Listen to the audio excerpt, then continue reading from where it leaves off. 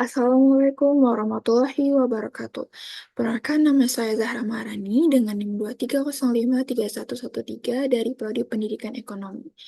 Untuk kali ini saya akan memenuhi tugas bank dan lembaga keuangan untuk mempresentasikan isu-isu yang ada pada materi 1 sampai 4. Untuk isu-isu yang ada pada pertemuan 1 sampai 4 yaitu yang pertama, isu pada lembaga keuangan. Yang kedua, isu sejarah perkembangan bank. Yang ketiga, isu arsitektur perkembangan bank di Indonesia. Yang keempat, yaitu ada isu bank sentral. Untuk yang pertama, itu ada isu pada lembaga keuangan. Yang pertama, itu ada isu kasus Bank Mandiri yang menyediakan layanan pinjaman usaha kecil menengah atau UKM, yang mana itu merupakan menunjukkan peran lembaga keuangan dalam intermediasi keuangan. Nah, pada kasus Bank Mandiri ini terjadi sebagai respon terhadap kebutuhan modal yang tinggi di sektor UKM. Bank Mandiri sebagai salah satu bank terbesar di Indonesia menyadari potensi pertumbuhan UKM dan perannya dalam ekonomi nasional. Penyediaan layanan ini juga sejalan dengan program pemerintah untuk mendorong pertumbuhan UKM. Yang kedua itu ada kasus asuransi Jiwasraya yang menawarkan produk asuransi jiwa, yang mana ini menggambarkan fungsi lembaga keuangan dalam manajemen risiko.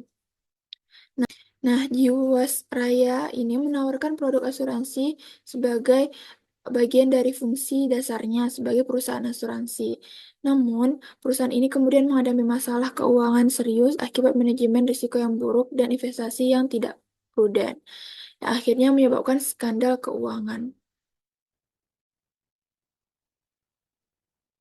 Nah, pada kasus asuransi Jiwasraya ini, itu awalnya Jiwasraya melakukan investasi pada sejumlah instrumen keuangan yang berisiko tinggi seperti saham-saham, perusahaan yang tidak liquid, dan reksadana dengan kinerja yang buruk. Nah, akibatnya investasi yang mereka lakukan itu merugi dan menyebabkan kesulitan membayar klaim pada nasabah, terutama nasabah produk GS Saving Plan. Nah, kasus ini mulai terungkap ke publik setelah Badan Pemeriksa Keuangan melakukan audit dan menemukan adanya indikasi penyimpangan dan pengelolaan keuangan Jiwasraya. Nah, sejumlah pihak termasuk mantan direksi Jiwasraya dan pihak-pihak terkaitnya ditetapkan sebagai tersangka dan menjalani proses hukum. Nah, kerugian yang dialami itu cukup besar dan banyak nasabah, terutama produk GS Saving Plan mengalami kerugian finansial yang signifikan. Nah, eh, isu ini juga merusak citra perusahaan BUMN yang menimbulkan ketidakpercayaan masyarakat terhadap lembaga keuangan tersebut. Kemudian, untuk kasus yang ketiga pada isu lembaga keuangan ini ada pada kasus PT Pegadaian yang memberikan pinjaman dengan jaminan barang. Menunjukkan Hal ini menunjukkan peran lembaga keuangan dalam penyediaan likuiditas. PT Pegadaian memiliki layanan ini untuk memenuhi kebutuhan masyarakat akan akses cepat terhadap pinjaman jangka pendek. Pegadaian menjadi solusi bagi mereka yang membutuhkan dana cepat, namun mungkin tidak memiliki akses ke perbankan konvensional. Kemudian itu kasus BNI Sekuritas yang memfasilitasi jual beli saham dan menggambarkan peran lembaga keuangan dalam pasar modal. Nah, pada BNI Sekuritas ini merupakan isu yang positif di mana merupakan respon terhadap pertumbuhan pasar modal Indonesia dan meningkatnya minat investasi di kalangan masyarakat. BNI Sekuritas sebagai anak perusahaan dari Bank BNI mengambil peran dalam memfasilitasi partisipasi publik di pasar modal. Untuk isu selanjutnya itu isu pada sejarah perkembangan bank. Pertama itu kasus berdirinya The Javaske Bank pada tahun 1828 yang menjadi cikal bakal Bank Indonesia dan menandai awal perbankan modern di Indonesia. Hal ini tentunya eh, pada saat ini, pada saat itu berdirinya The Javaske Bank pada tahun 1828 ini bentuk bank yang didirikan oleh pemerintahan kolonial Belanda untuk mengelola keuangan di Hindia Belanda. Ini menandai awal dari sistem perbankan modern di Indonesia tentunya. Kemudian yaitu ada kasus nasionalisasi The Java Bank menjadi Bank Indonesia pada tahun 1957 yang menunjukkan perkembangan perbankan pasca kemerdekaan. Nah, pada tahun 1953 ini terjadinya sebagian dari proses dekolonisasi dan upaya pemerintah Indonesia untuk mengambil alih kendali atas sistem keuangan nasional secara kemerdekaan. Kemudian kasus paket kebijakan Oktober atau Pakto pada tahun 1988 yang meliberalisasi sektor perbankan dan mengubah lanskap perbankan Indonesia. Nah, pada kasus ini ada kebijakan yang keluar untuk meliberalisasi sektor perbankan Indonesia, memudahkan pendirian bank baru, dan mendorong kompetensi. Ini adalah respon terhadap kebutuhan akan sistem keuangan yang lebih dinamis untuk mendukung pertumbuhan ekonomi. Kemudian adanya kasus krisis moneter pada tahun 1997 sampai 1998 yang menyebabkan restrukturisasi besar-besaran di sektor perbankan.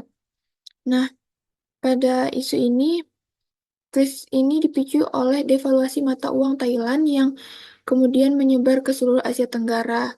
Di Indonesia, krisis ini mengungkap kelemahan struktural dalam sistem perbankan yang menyebabkan kolaps banyak bank dan rekonstruksisasi besar-besaran sektor perbankan. Nah, kemudian untuk isu berikutnya itu isu arsitektur perbankan di Indonesia. Pertama itu ada kasus merger 4 bank BUMN, yaitu Mandiri, BNI, BRI, dan BTN yang menjadi Bank Himbara, yang menunjukkan implementasi kebijakan konsolidasi perbankan. Nah, kasus ini merupakan bagian dari strategi pemerintah untuk memperkuat dan mengkonsolidasi perbankan BUMN, meningkatkan efisiensi, dan menciptakan bank yang lebih kompetitif di tingkat regional. Kemudian ada penetapan Bank Umum Kelompok Usaha atau buku oleh OJK yang menggambarkan klasifikasi bank berdasarkan modal inti. Jadi pada kebijakan ini, kasus ini ada kebijakan yang mengimplementasikan dan mengklasifikasikan bank berdasarkan modal inti yang bertujuan untuk pengawasan bank sesuai dengan ukuran dan kompleksitasnya. Kasus izin operasional bank digital seperti Bank Jago yang menunjukkan perkembangan arsitektur perbankan di era digital. Nah, pada kasus ini merupakan respon terhadap perkembangan teknologi dan perubahan perilaku konsumen di era digital. Maka dari itu, OJK dan Bank Indonesia beradaptasi dengan memberikan kerangka regulasi untuk model perbankan baru ini. Nah, kemudian ada kasus divestasi saham bank asing seperti Citibank yang menggambarkan dinamika kepemilikan dalam arsitektur perbankan di Indonesia.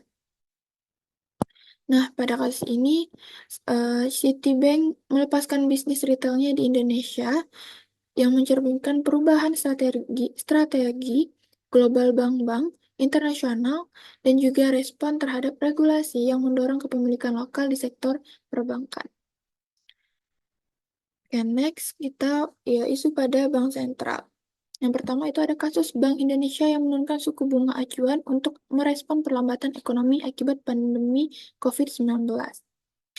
Nah, pada kasus ini Bank Indonesia menurunkan suku bunga acuan pada saat pandemi COVID-19. COVID-19. Nah, ini adalah bagian dari respon kebijakan moneter untuk mendukung ekonomi yang berdampak pandemi, yang terdampak pandemi. Kemudian penurunan suku bunga bertujuan untuk merangsang pinjaman dan investasi. Misalnya ada kasus Bank Indonesia melakukan intervensi di pasar valuta asing untuk menjaga stabilitas nilai tukar rupiah. Nah, pada kasus ini dilakukan untuk menjaga stabilitas nilai tukar rupiah, terutama saat terjadinya tekanan eksternal seperti kebijakan moneter Amerika Serikat atau ketidakpastian global. Selanjutnya, kasus Bank Indonesia mengeluarkan kebijakan makroprudensial seperti aturan loan to value atau LTV untuk mengatur penyaluran kredit properti. Nah, Bank Indonesia mengeluarkan kebijakan untuk mengatur pelayanan kredit properti, mencegah bubble properti, dan menjaga stabilitas sistem keuangan. Yang terakhir itu ada kasus Bank Indonesia memunculkan sistem QRIS, Quick Response Code Indonesian Standard, yang mana untuk mendorong digitalisasi transaksi keuangan. Nah, adanya peluncuran sistem pembayaran skills ini merupakan inisiatif dari Bank Indonesia untuk mendorong digitalisasi transaksi keuangan, meningkatkan inklusi keuangan, dan mengembangkan ekosistem pembayaran digital yang terstandarisasi di Indonesia. Nah, untuk kasus keempat ini, pada Bank Sentral tentunya sangat mendukung kita dalam menjalankan aktivitas ekonomi, karena dengan mudahnya kita dengan digital untuk membayar sesuatu secara efisien dan efektif. Nah, baiklah, sekian penjelasan saya mengenai isu-isu yang ada pada pertemuan materi pertemuan 1 sampai 4, yaitu mengenai isu pada lembaga keuangan, isu pada sejarah perkembangan perbankan, kemudian isu pada arsitektur perbankan Indonesia, dan eh, isu pada Bank Sentral. Untuk itu, eh, saya Zahra Maharani, mohon maaf apabila ada kesalahan atau kurangnya informasi yang saya berikan. Saya akhiri, wassalamualaikum warahmatullahi wabarakatuh.